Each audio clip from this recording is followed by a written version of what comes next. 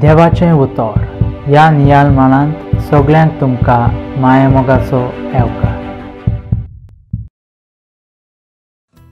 आयच्या शुभ वर्तमानांत जेजू आमकां सांगता की आमचो भावार्थ सोबे माजार जियोंक आनी त्या भावार्थाची साक्षी गोवाय दिवंक गरज म्हणून सांगता।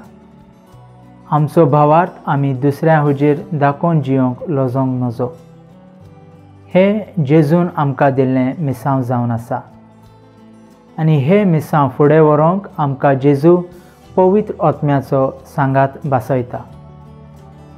पेंतेकोस्ताच्या दिसा बियान भरलेल्या आपोस्तलांचेर पवित्र आत्मो उज्याच्या रुपार देंवून येवन तांकां तांच्या शक्तीन भरता।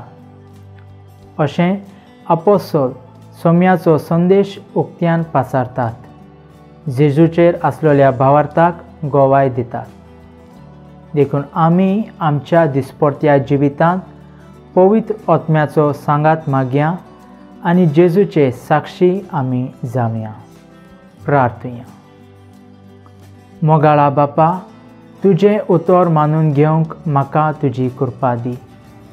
सोम्या जेजू क्रिस्ता, बापाची खुशी करूंक म्हाका तुजो आदार दी। पवित्र आत्म्या, जा तूं आमचो आलाशिरो आनी वाट। आमेन। म्हजे बराबर तुमी देवाचें उतर नियाळ्ळें देखून देव बरें करूं। आमी परतोन मेळसर पवित्र राव, खुशाल राव।